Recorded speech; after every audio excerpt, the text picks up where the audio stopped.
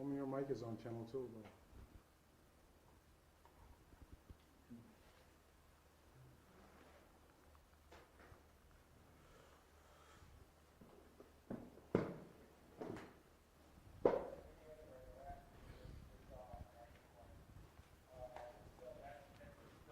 You ready? Mm-hmm. Go ahead. They know. Well, I can't do it. They're in the middle of a package right now. I got you.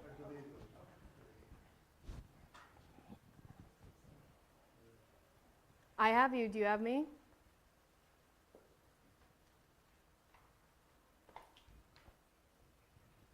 My mic is on channel 2. Tell me you're on channel 2. I've told him 3 times. Hi, Jamie, I have you. My mic is on channel 2. You're okay with me here?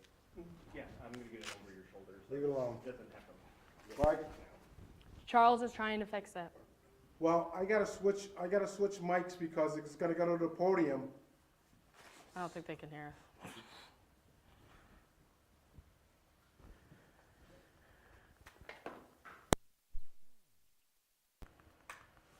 They gotta do it quick because Mic check 1, 2, 3. Checking Natalie's mic. Okay, I got they can hear us though. 2 minutes. Charles says we can do 2 minutes for the stream. Right, and then I gotta switch mics again.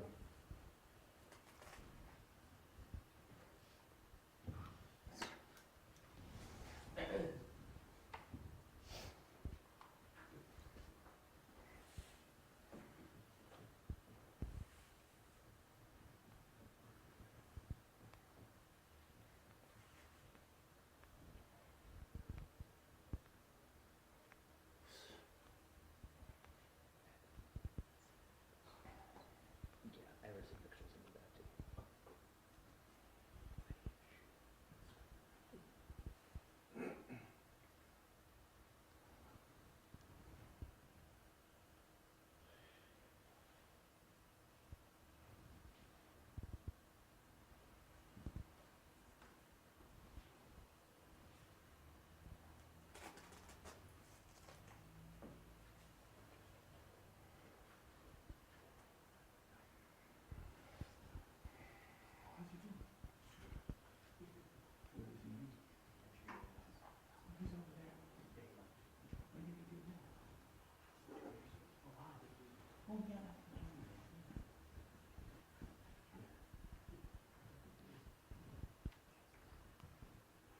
Well, Melissa, right now the room is pretty much empty except for the podium behind me and, of course, members of the media. As we're anxiously waiting for this press conference to start, they came in and told us that it's going to start in about five minutes. So we're just waiting to hear from them.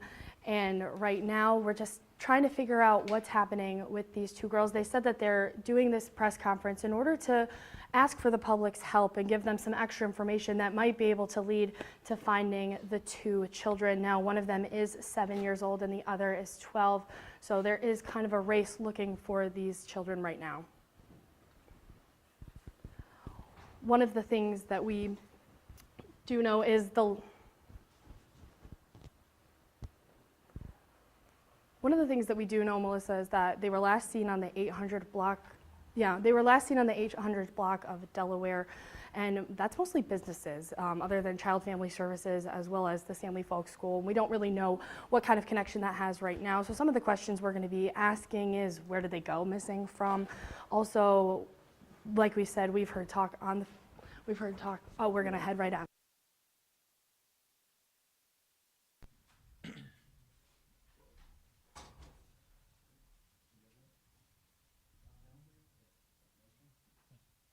Good morning, everyone. I want to thank the members of the media for assembling so quickly this morning for this urgent public safety update. With me this morning is Acting Buffalo Police Commissioner Al Wright and Chief of Detectives Craig Macy. Last night at 7:14 p.m., Buffalo Police received a call of 2 missing young girls, Nova Rain Lilly, age 7, and Araya Brown, age 12.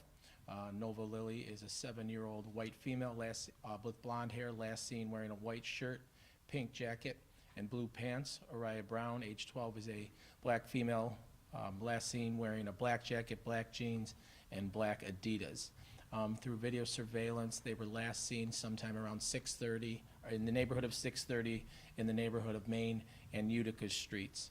If anyone has any information, any tips, any sightings, please, we are urging that you please call 911 immediately so that our detectives continue to look for these two young girls.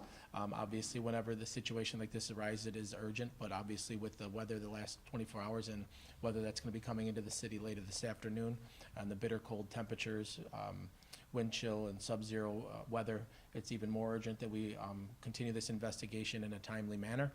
With that being said, I'm going to turn it right over to the Buffalo Police Department and Acting Commissioner Al Wright. Good morning. I'd like to say, if any information is out there, please call 911. We have a 12 and a 7-year-old out in the cold, the weather. Someone has to know where they are. We're actively looking. We're using all available resources. But please call 911. We have a 7 and a 12-year-old female that's out there. And we request all help from anyone. Thank you. I'll turn it over to Chief Macy. Good morning, thank you. Immediately after the 911 call was placed, BPD patrol resources responded and then started obtaining the critical information that is needed for something like this. A police report was conducted. Our special victims unit, as well as the district detectives, were also notified, at which point the Missing Persons Clearinghouse, which is a part of New York State DCJS, was contacted, and then a missing child report was, or an alert was conducted and activated. With respects to an Amber Alert versus a missing person alert or report, there is certain criteria that needs to be made. We request that through the New York State Police and DCJS. We give them all the information that they have, and there is, again, some framework that has to be met before an Amber Alert can be conducted. We are one step below that, as we do not have any information that they are with a unknown third party and or that they are in danger outside of the fact that there is obviously the weather concerns, right? So those are the basic things that you would need for a Amber Alert. Going back to everything that has been conducted by our officers, we have done essentially a grid search from the last location, which was the address where they were living at Child and Family Services on Delaware Avenue. Through that, we were able to find some privately owned video surveillance as well as city cameras that are posted to my left that have the girls walking eastbound, last seen approximately 6:34 last night, going eastbound from Main and Utica. Again, as the mayor said, we have a physical description of them, and that is captured and recorded on that video to my left. So Missing Person Clearinghouse also did a poster for other entities in Western New York and throughout the state. We have been in contact with NFTA, Cheektowaga Police. The sheriffs are in our office right now. We have a command post set up, and we are working together, going through all of the methods that we would use to find children. Last September, we were able to have New York State DCJS come and teach a missing persons training, which we were in part of. We spent, I believe, approximately 6 or 7 detectives, a supervisor, and some members from the sheriff's office. So we're using those methods that was taught to us and essentially reinforced in this case right now. So I believe I covered pretty much everything. If the mayor has anything, or the commissioner, last. Yep. Thank you. Thank you, Commissioner. Thank you, Chief. As it was stated, 7:14 last night, call comes in. A few minutes later is dispatched, and shortly thereafter, officers on scene and the Buffalo Police Department's detectives unit and everyone else working this situation ever since. I think Commissioner Wright touched on it, and what's urgent is, you look at this video and see these two sweet faces. And so if anyone has any information, any sightings, any tips, please, anything, if you think it's even a possibility, please call 911 immediately so that we can follow up on those leads. And with that, I will open it to any questions. Who called 911, and what was that conversation on that recorded line? So that call came in from Child and Family Services, where the kids are living at this time.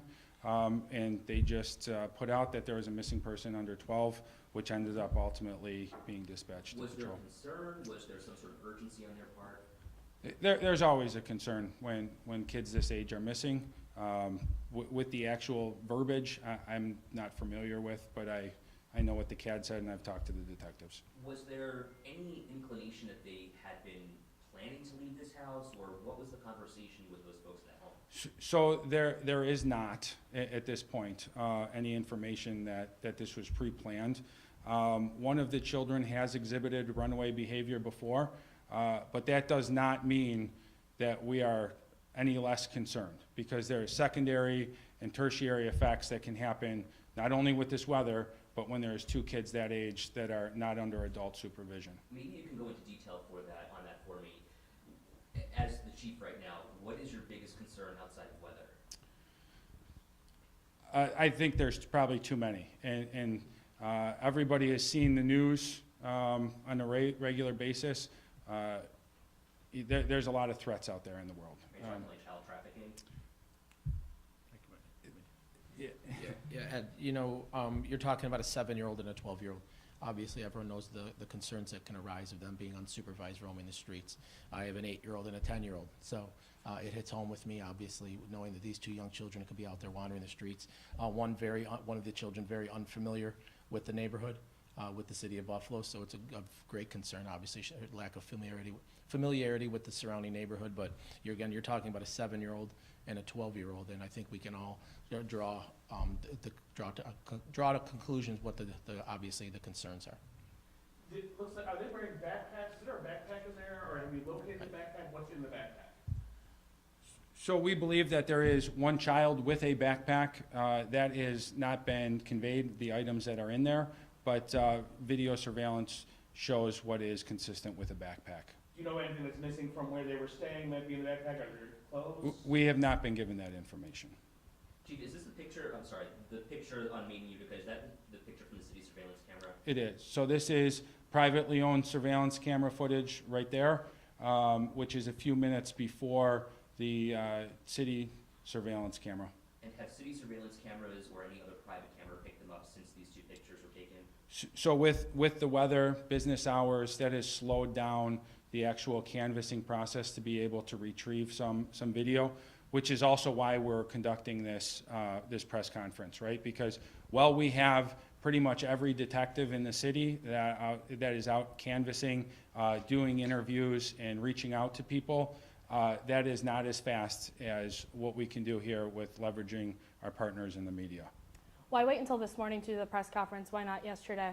So that's a very valid question with respects to timeliness. However, we did not have some of this video last night. And at that point, all we have is two missing kids with the images that we put on Facebook almost immediately. What was also conducted last night during that search that we were doing, we had our canines out for tracking, which snow slowed that down, as well as we had our drones up in force looking for heat signatures, and nothing was shown from there. Do you know any relationship between the two children? Is there concern that they might get separated from one another? So that second part of your question, the concern of them getting separated, is a concern. The first part is we believe them to not have any relationship prior to their placement in that facility. Do you know how long they've been living here? I don't. And do you know if there are procedures in place or what goes on inside the house to make sure that something like this doesn't happen? I can't comment on other agencies' procedures. Not only I can't comment on it because I personally don't know, but I just also wouldn't comment on that. Mr. Mayor, maybe you can kind of elaborate here. So the fact that Buffalo Police does not issue an Amber Alert, obviously it's a procedural thing, a policy issue, which is why I'm asking you about this. Do you feel that there needs to be a change in policy to make sure that perhaps in this kind of a situation, we can get an Amber Alert issued, albeit not an Amber Alert? Yeah, that was one of the first questions when I came and asked you know, what is the threshold there, and then talking to Detective Macy, he kind of laid out for me the different threshold that exist for an Amber Alert being issued, and that it comes from the state police, that we send them the information, and they ultimately would decide and send that out. But obviously, when situations like this arise, you have to review these things on a rolling basis. So I think after this, we probably take a look at it, see if it's not an Amber Alert, if it's something else that has to be created at maybe a lower threshold, and we can go from there with talking to the Buffalo Police Department and the state police. How dangerous is this situation just because of the temperatures alone that are going on right now? Yeah, absolutely. You know, some of the the footage is grainy. I can't tell if there's gloves, what these kids might have on. But you know, you're talking about a 7-year-old and a 12-year-old unsupervised roaming the streets of Buffalo in January, when we have a cold front that's moved in this week. You've got sub-zero temperatures, and it's dangerous for adults to be out there too long, let alone a 7-year-old and a 12-year-old. So again, any information that anyone can provide, any potential sightings, any tips that you might have, any information, please do not hesitate to call 911 so our detectives continue to work on it. Can you walk us through what the rest of the day looks like? You mentioned you had the drones and you had the heat signatures, looking for heat signatures, and E9 out. What does the rest of the day look like in terms of the investigation? So as the day goes on, we still have had our continuous footprint with our patrol assets, right? The detectives are conducting more interviews. The patrol resources have been consistent, which is pretty heavy with this, and we will now be leveraging some more technical stuff, so.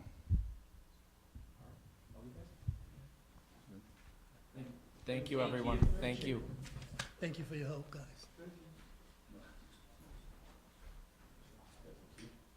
guys.